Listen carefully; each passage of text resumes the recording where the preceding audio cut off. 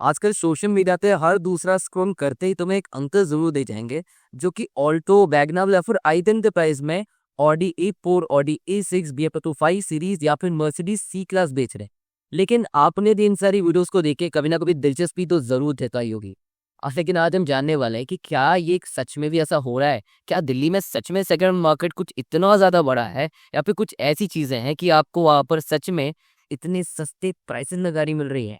And अगर ऐसा है भी तो ये ऐसा क्यों हो रहा है, और क्या आपको सेकंड हैंड गाड़ी लेनी भी चाहिए, और अगर नहीं लेनी चाहिए तो क्यों नहीं लेनी चाहिए।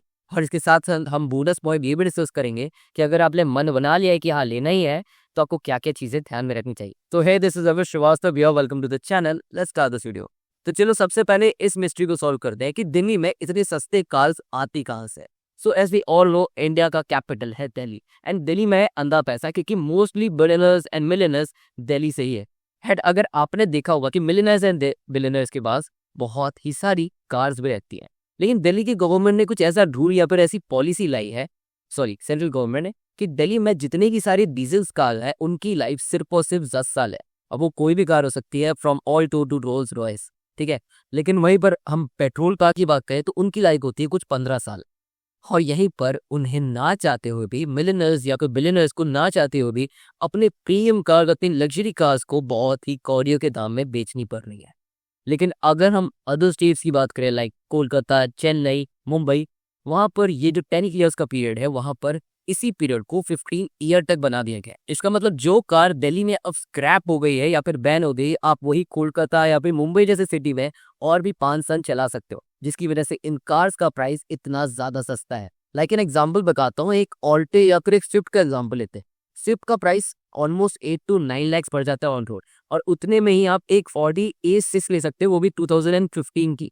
और मैं नॉर्मल मॉडल की बात नहीं कर रहा, बट टॉप एंड वेरिएंट की बात कर रहा हूँ, जिसका प्राइस ऑलमोस्ट अभी 70 to 80 लाख से almost. Now the question is, क्या इंडिया में सेकंड हैंड कार्स परचेज करना कोई सेंस बनाता भी है कि नहीं। सो देखो, इसका आंसर हाँ भी है और ना भी।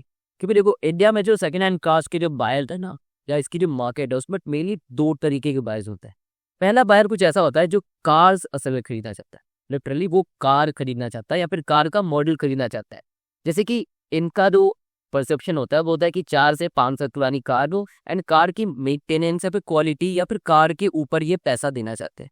ओके, लेकिन वहीं पर आती है वही सेकंड कैटेगरी, जिन्हें कार से नहीं, कार के ब्रांड से मतलब होता है। कार चाहे जितनी भी पुरानी हो, जिस भी कंडीशन में हो, चाहे वो चलती हो भी या ना हो, उन्हें मेनली उस लोगो की वैल्यू पता है, या फिर उनको ऑब्सेशन होता है एक लोगो से। तो देखो, जो पहला कैटेगरी है ना, उनसे उतना ज्यादा प्रॉब्लम नहीं है, उनके लिए तो इवन बहुत ही ज्यादा बेटर है, क्योंकि वो जो है वो एक प्रीमियम कार को खरीदने के लिए सेकंड हैंड में ही 40 से 50 लाख रुपए खर्च करते हैं। तो प्लस कैपिटल का ज्यादा कुछ प्रॉब्लम उतना होता नहीं है। The main problem is the second category, उनके साथ बहुत ही ज्यादा प्रॉब्लम्स है, और डिस्कस करते हैं। डिटेल डिस्कशंस के लिए हम एक एग्जांपल लेते हैं स्विफ्ट का। मारुति स्विफ्ट का प्राइस 8 से 9 लाख रुपए, और उसी प्राइस में आपको दिल्ली का मार्केट में 2014-15 की बहुत ही top end variant Audi A6 मिल जाएगी। या फिर अगर हम कंपेयर करें तो ब्रांड ये स्विफ्ट तो थोड़ी ज्यादा महंगी याद रहेगी, उससे अच्छी कंडीशन में आपको A6 मिल जाएगी। और A6 में ऐसा कुछ नहीं है, आपको सारे फीचर्स मिलेंगे, इवन वो वाले फीचर भी मिलेंगे जो आज 40-50 लाख की गाड़ियों में मिल रही है। लेकिन तब आप क्यों ना लो, जबकि आप दूसरे स्टेट में चला भी सकते हो। हमने यहाँ पर सिर्फ प्राइस की बात की, लेकिन आपको ये भी पता होना चाहिए कि ये गाड़ी का सिर्फ और सिर्फ प्राइस ही सब कुछ नहीं होता है।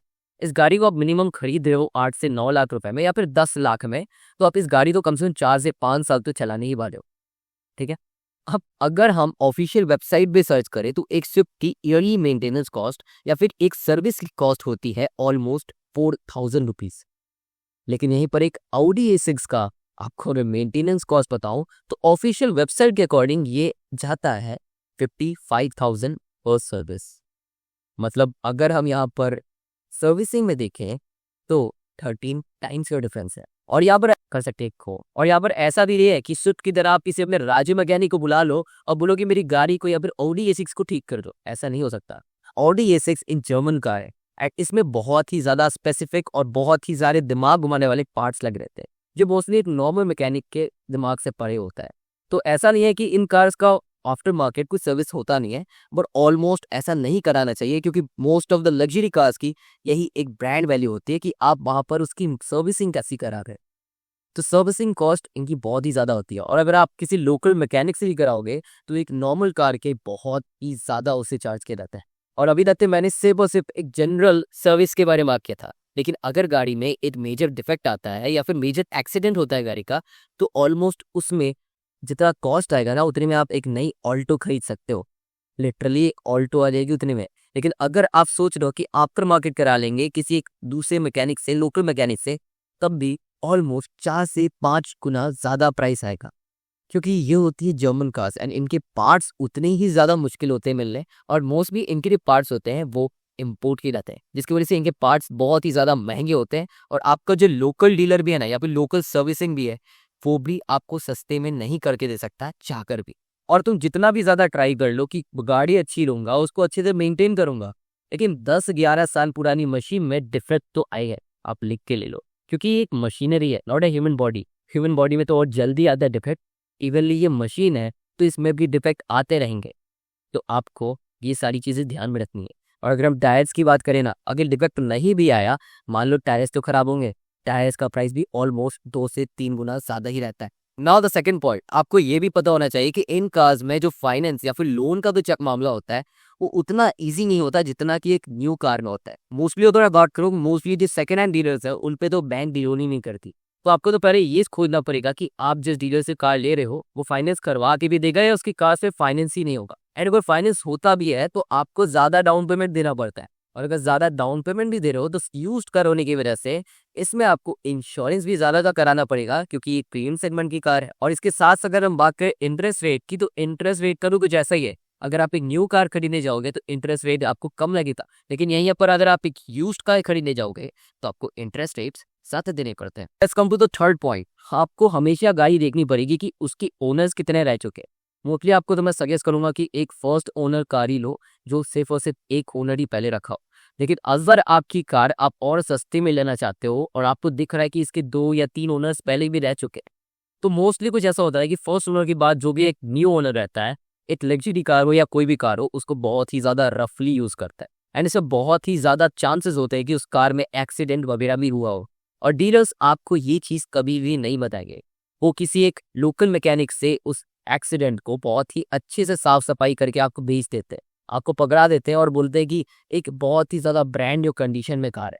लेकिन ये आपको बाद में जाके बहुत ही ज़्यादा प्रॉब्लम करेगी। और अगर आप एक सेकेंड हैंड कार ले रहे हो तो आपको हमेशा उसकी मेंटेनेंस को भी चेक करना पड़ेगा, यानी कि सर्विस रिकॉर्ड कि जो जितने भी सारे इस कार की सर्विसेज हुए हैं वो इसके ऑथराइज डीलरशिप में हुए या फिर ऑथराइज सर्विस सेंटर में हुए हैं, क्योंकि एक लग्जरी कार में ये बहुत ही ज़्यादा मैटर करता है। तो दिस वाज द फैक्टर्स। अब बात करते हैं, अगर आपने मन बना ही लिया है कि अब गाड़ी लेनी है, मतलब 8-9 लाख में आपको लेनी है एक ऑडी A6 या फिर BMW 5 सीरीज या फिर एक मर्सिडीज की A क्लास या फिर C क्लास या फिर एक जैगुआर X टाइप लेनी है, आपने सोच ही लिया है, ठीक है। तो अब बात करते हैं कुछ ऐसे पॉइंट्स, अगर आपने सोच लिया है तो उस पॉइंट्स का आपको ध्यान रखना पड़ेगा। पहला, आपको अपने डीलर से पूछना है कि इस कार पे फाइनेंस होगा कि नहीं, या आपको पहले ही क्लियर कर लेना है। ओके। सेकंड, कार जितनी ज़्यादा नई हो, मीन्स जितनी ज़्यादा कम ईयर्स की पुरानी हो, उतना बेटर है आपके लिए। मीन्स अगर आपको ऑडी A6 मिल रही है 2015 में कुछ अराउंड 6 लाख की, और वहीं पर आपको एक 2016 मॉडल मिल रहा है फॉर 6 लाख, फिर आई सजेस्ट कि आप 2016 मॉडल के साथ जाओ। ओके। इसके साथ साथ आपको देखना है कि इसकी मेंटेनेंस कहाँ पर भी है, यानी कि सर्विसिंग अगर ऑथराइज डीलर पे है तो बेटर है, क्योंकि लग्जरी कार में ये बहुत ही ज़्यादा मैटर करता है। द फोर्थ थिंग कि आप गाड़ी खरीदने से पहले एक लोकल मैकेनिक से या फिर एक अच्छे मैकेनिक से आप एक अच्छे से इंस्पेक्शन करा लो गाड़ी की, कि गाड़ी में कोई मेजर डिफॉल्ट या फिर कोई बड़ी प्रॉब्लम तो नहीं है। अगर है भी तो आप अपने डीलर को बोलो कि आप इस चीज़ को ठीक करा के दो, और अगर ठीक हो भी जाए तो अगले आप उस मैकेनिक से चेक करवाओ कि ये ठीक से ठीक हुआ भी है या एक सस्ता सा माल लगा के दे दिया गया। इसके साथ साथ ये भी देखना कि गाड़ी फर्स्ट ओनर ही हो, ज़्यादा पुराने ओनर्स भी ना हो इसके, क्योंकि जितने कम ओनर रहेंगे उतना ही गाड़ी की अच्छी कंडीशन आपको मिलेगी। ये तो हमारा फर्स्ट पॉइंट। और last point is follow Srivastava for more content. Thanks for watching.